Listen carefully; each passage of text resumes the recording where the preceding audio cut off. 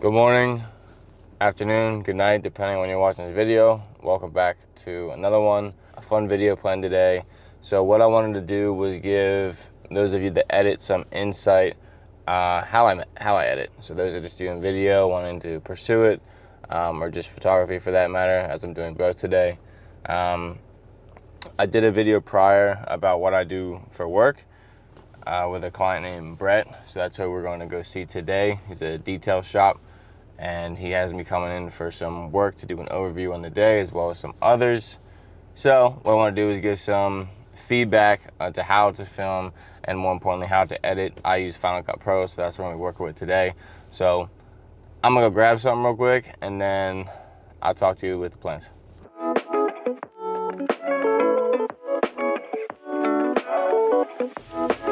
That's better.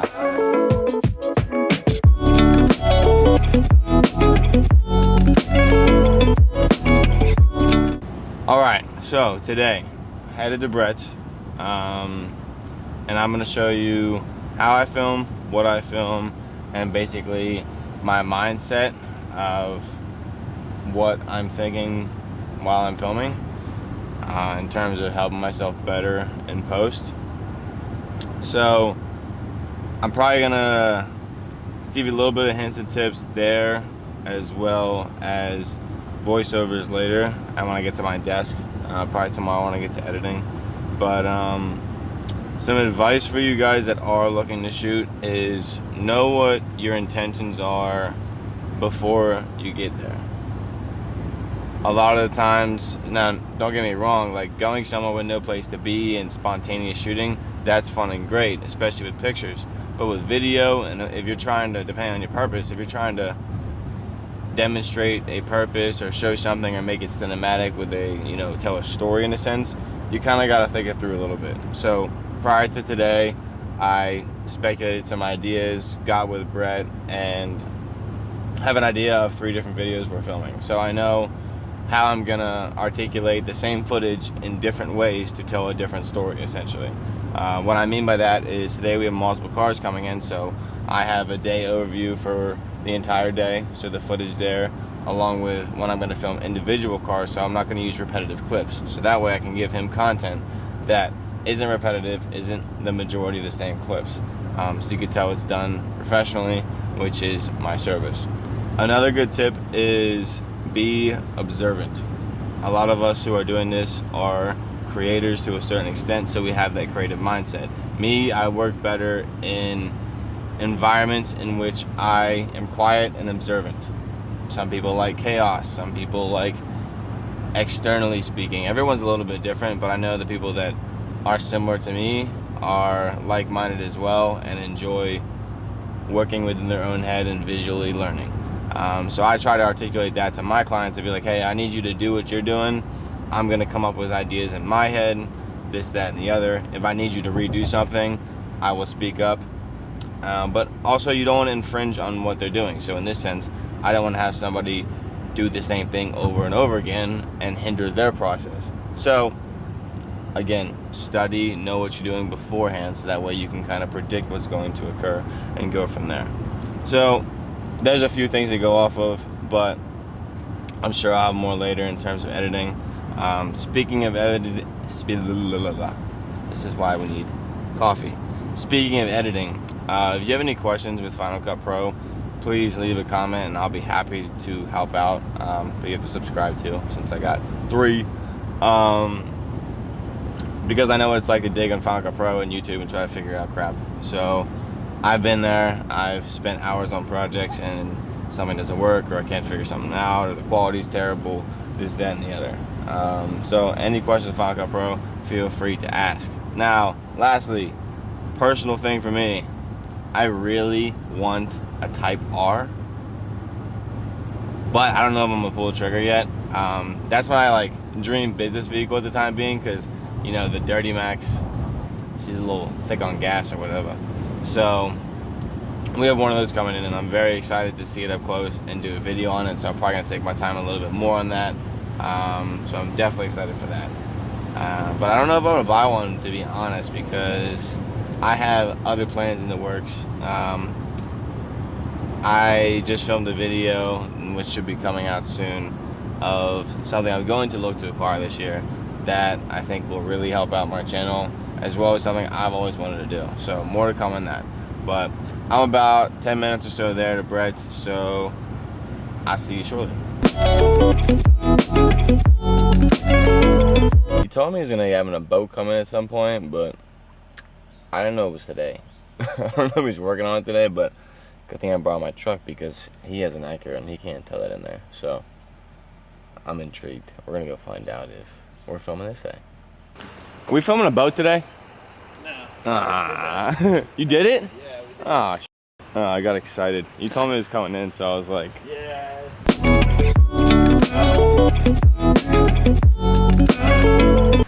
I disregard the gimbal handle. Currently have it mic'd up on the gimbal. We just wrapped up a interior exterior cleaning of a work truck.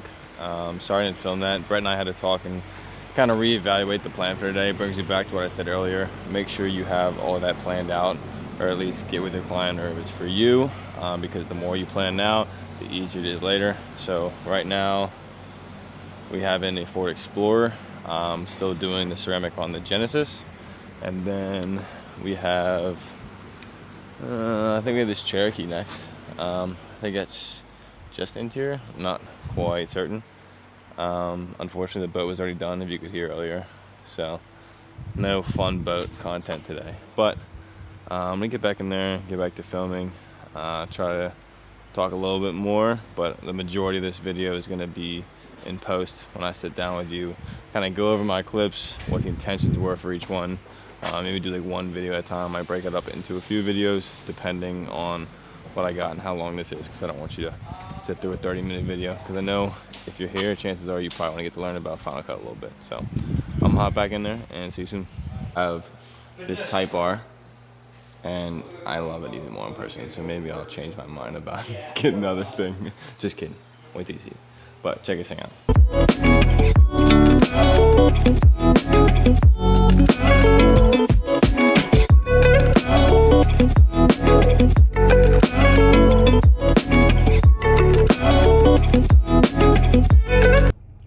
That was a long day. Sun up to sun down.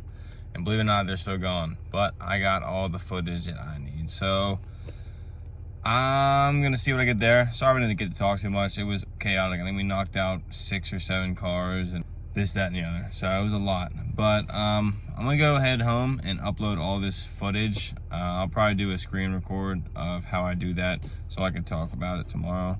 And then we'll pick up back up on this video and get to editing probably one of the videos and go from there. So see you then. What's up everybody? Finally getting back to finishing this video. As you can see, no longer have the mustache, so it's been a minute. But yeah, I'm gonna just walk you through what all I did in this video, and I have the pieces put together in terms of how I built the video, and I'm just gonna walk you through the shorted version of my process. So if you're interested in something like this, or if I don't answer any questions, comment below and I can do an elongated version of just the editing and kind of talk over it while I'm editing it. But you know, that gets pretty extensive, so I probably spent 3 hours on this. So this is my shorted version of it. So let's go ahead and get this started. So we can see here is I'm going to show you how I create libraries. So file, library, and then save in your desired location. This is something that I didn't know in the beginning, and my storage was crazy. So now I have, of course, a better computer and more storage to do so.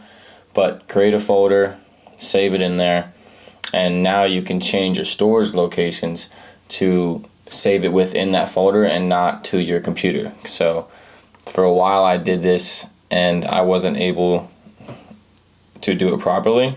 So by changing media, cache, and backups, you can put it all to that desired location and you shouldn't be able to have any issues. So when you're done, complete your project, save your files, you can go in, just delete that folder and you'll be good. So now I'm creating a project, and I'll probably show you in a second my settings. But first I'm uploading footage, so plug in the SD card, show you how to do that. Select which footage you want. Make sure you click to create a proxy because those are important for color grading. And now I'm going to be going into the project once that footage is uploaded. So name it whatever you want. In this case, I'm going to do Civic Type R video because we had a Type R come in, and that's going to be my shortest version of a video to show you. Apple ProRes 422, 4K for landscape, and that's just about it. Rec 709, which I think is a default.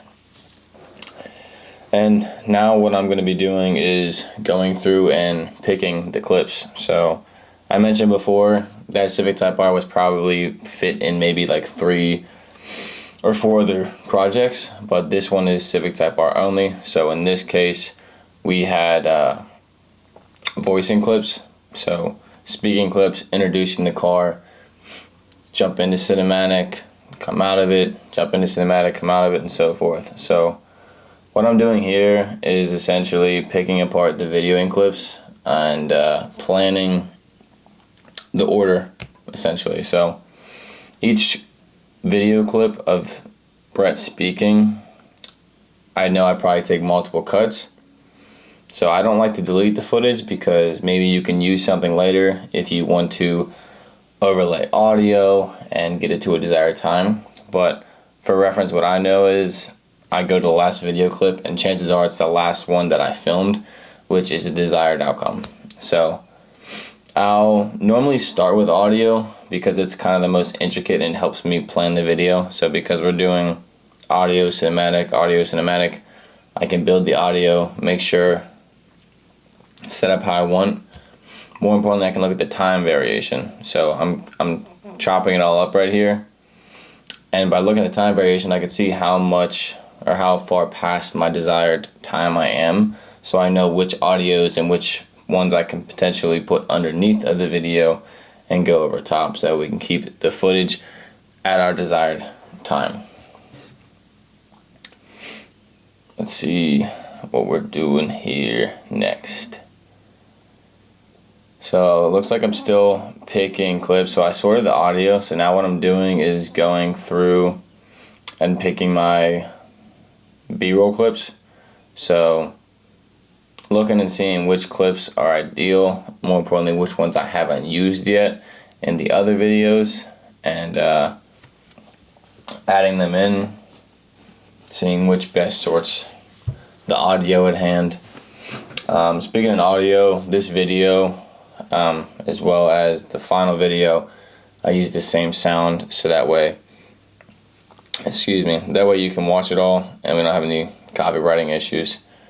But yeah, essentially I'm just dragging line by line. That's a good important note, is as you add them, make sure to drag the video volume down, because I'm sure we've all done it. You post a video, you think it's perfect, and then you're watching it back and you're like, crap, there's 3 clips with audio in it, and it makes it look like crap. I've had that case in multiple scenarios where sometimes clients don't realize it, and I realize it after the fact, and I gotta fix it and then send it back.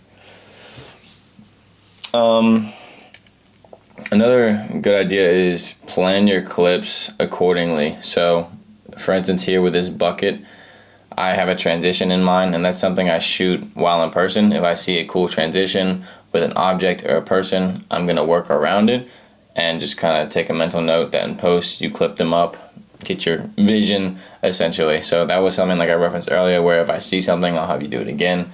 This case wasn't that. Benefit of going to the same clients is you know how they work, they know how you work, so I can kind of plan those ideas and then bring them to life here. So in this case, we're showcasing, the audio is showcasing the benefits of ceramic coating. So that dirt just falling off is something I wanted to showcase, but we also have his audio, right? So I'm gonna have to build that to speed ramp it accordingly and also match the audio. So some short clips are shortcuts that I use to cut clips. I use B, so B gives you the scissors, and then A gets you to go back to the cursor. There's a few others as well, which I'll show you in terms of once you build your audio, how to compound it all. And these, of course, are all things that you find on YouTube and Google, which we've all done, but I figured if I could help save some time here, I will. So I just used it right there in terms of the B and then the A. So right now I'm just trying to build this audio of what he's saying to match up with the cinematic clips. So now I'm going to drag in the audio that I mentioned. So once you get everything set up the way you want it, you can bring in the audio, and now it's the fun part of chopping it up and building your edits from there. I get all my audio just from YouTube and then going to Google to YouTube to MP3. You end up finding good websites versus bad ones, but normally they all work pretty same now. You don't have to worry too much about downloading stuff from the internet. A lot of the ones you just download, see it come through, and make sure you close your browser so there's no issues. But like I said, once you find a good one, just bookmark it and continue to use it. Now it's looking at the audio and finding where you want the good parts to fit. So here you can look at the audio decibels. I'm trying to get the switch of the clips at the bass drop. But as you can see, where that lies, I have tons of video left. So the beginning of the audio doesn't reach the beginning of the video. As you can see, I'm maxed out. So one thing I like to do here, depending on the song, is you can go through and create your own music in a sense. So I'm going through finding out when it starts. In this song, it looks pretty repetitive based off the audio decibels. So I find the repetitive mark, so I'll cut it and basically build it to where I can put the same thing back to back to back to back to back. The reason I'm doing this is because chances are it's going to be underneath of somebody talking. So it's just going to be background music, but you want it to still sound like a flowable song and not just throwing the bass out there as soon as you switch clips. So at this point, I built it up, had him talk in the beginning, start the background music of the 5 or 6 clips in a row, and then pick back up to the sound where you left off to then hit the bass drop where I want it. Next, that looks like it's set in stone. So now what I'm going to do is highlight it, like all the clips I just did there, and clicking Option G. Option G gives you the option to put all of your audio clips into one. So that way when you're cutting and trimming and deleting, you're not screwing up all the work you just put in. So as you can see, it made it 1 audio decibel with all the work, or 1 audio file from the work I just did. And now that the hard part's out, I just have the rest of the song. So from here, I'm going to be chopping up, trimming down the audio volumes, and making it come up when we see editing video, and then come down when Brett's talking. So as you can see right there, I edited something, audio got messed up, but because I have 1 file, I can just drag it right back to the beginning. It's not going to affect your clip. Where before, I'm sure some of you might have been there also, you have multiple audios, you get it set up where you want it, delete something, and you gotta start all over again. So now I'm working on speed ramping. So the yellow box I just drew right there is R. If you hit R, you're essentially selecting a area of footage, and by hitting custom, you can adjust the rate in which you want to do it instead of just doing fast 2 times, fast 4 times, etc. When you do that with speed ramping, you want to drag out those blue audio levels you just did, or visual levels, so that way it kind of makes the speed ramp a lot more smoother, not just very abrupt. Now what I'm doing here is I still need that audio to fit, right? So I need the zooming in of the demonstration of ceramic coating to be fast enough that I get there, slow enough that you can see it, and then more importantly bouncing back so I can get the audio to pick back up. Because right now the audio levels of him talking are at 100% underneath. Up top, I don't have that. Up top, I'm trying to get them to match up. So when it's away from Brett, I can kind of make the footage do whatever, right? Because you don't see his lips. But then after that's set, I gotta bring it back up. So when you see his lips, audio is matched back up again. What I'm doing here is just going back and re-watching the clips over and over again. So by doing this, I can ensure nothing got jacked up. It's flowing right. If there's something I don't like, I can fix it. That's how I like to work. Some people like to say that from the end, but I don't like to work that way, because say you fix something, you finish, right? And then you realize from the beginning you got messed up, you fix it, now I jacked up the rest of the video. So I like to start beginning to end. So here it looks like I'm just trimming something that I didn't like. Maybe it didn't go fast enough, so I drug that speed ramp back down because I wanted to slow, ideally. Because I want to zoom in, be smooth. Oh, okay, so the headlights went on and off. That's what I'm trying to accentuate there, as I want it to stop and then pick back up when those lights come back on. And then also, it probably is lining up with the audio as well. These cars are sick though. I want a freaking Type R so bad, which I think I talked about in this video. But I just finished up another video of why I'm probably not going to be buying a Type R. There's something else I'm trying to buy, which is probably once in a lifetime for somebody my age, because I don't have that type of money. But yeah, side note. That should be going up shortly after I post this video. So if you're seeing this, other one might be up. So like I said, still watching it back, just kind of going through line by line. And then once you get that audio the way you want it, you can kind of go speedy quick over just building it how you want it, getting it to look cool, this, that, and the other. So now we move on to color grading. I use adjustment layers, which you can download online anywhere. Just Google adjustment layers for Mac on Final Cut, or adjustment layers for Windows on Final Cut, and you get a download file. So that download file, what adjustment layer does is it just goes over, as you can see, an entire video selection of what you want to do, and whatever you apply to that. So in this case, I'm applying a custom LUT, which is also downloadable, and then I can convert my footage to also downloaded different variations of LUTs to just fix my footage from S-Log to normal. Now, since making this video, I've actually changed that. I don't use adjustment layers for conversion from S-Log 3. What I do is I use the built-in from Final Cut Pro. Reason being, myself and others have discussed that on your computer it looks fine, but as soon as you export it, it looks a little jacked, like it's not as clear and vivid, and the pixelation is a little weird in terms of color grading. So we found that selecting your clips, going in through the eye tool, there is a selection for you to convert to S-Log or Sony based off your camera from there. And then from there you can do an adjustment layer and then go into your color grading wheels and then fluctuate. But in this video, what I did was apply a custom LUT.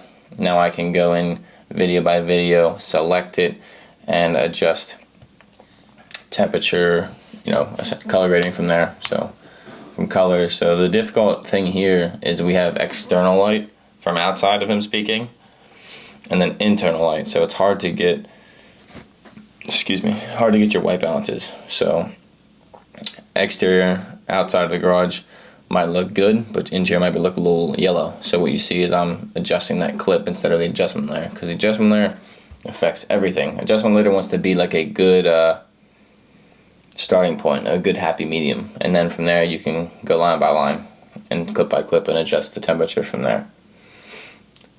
Now what I'm showing you is once you finish your landscape, if you want to do vertical, you can do what I just showed you right there, which is duplicate project by clicking on your project, do vertical, and make sure you hit. Alright, that was super weird. My Sony just overheated for some reason, and this is the A7R4, which I thought was super weird because I've never had that happen. Most of my work is shot on the A7S3, but I thought for that type of technology, that's super strange, especially just shooting on generic auto, so it's not like I'm shooting on 120 or 4K or anything. Weird. My SD card ran out shortly after that, so maybe it was the camera just anticipating that, but whatever. Let's pick back up. What I was saying was make sure you hit smart conform, because what that's going to do is basically overlook your whole project and kind of just set it up for you. That way you can go in here and click on each clip, go to transform position, and basically go adjust the X and Y parameters so you can center your clip accordingly. You can also click on it and go to the crop tool and use transform and just slide it, but I find the X tool is the easier because when you hit smart conform, the Y is good to go. At that point, you're just adjusting your center with the X axis and you're good to go. So let's go ahead and take a look at the final result, and hope you appreciated this video. If you have any question, feel free to message like I said, and I can either speak on it more or create a live version of me editing in a sense. So hope you guys are having a good one. Take care, and I'll see you on the next video. Behind me we have this brand new Honda Civic Type R. It's in for its complimentary 2-week wash after getting ceramic coated. We bring the vehicle back in, get it fully decontaminated, washed, and make sure the ceramic coating is performing correctly. With this vehicle being ceramic coated, makes the dirt much easier to rinse off. So as you can see, once we spray it down, dirt rinses right off. And that's with no agitation, that's just water. Once we hit it with soap, it'll be perfectly clean and ready to go.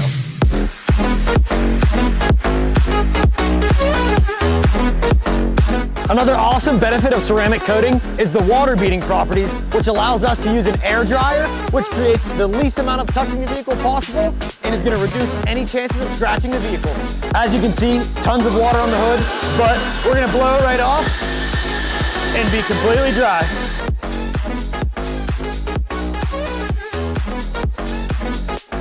This is something we include in all ceramic packages. Make sure you guys are getting the best of the best service. So if you're looking for a service like this, give us a call today.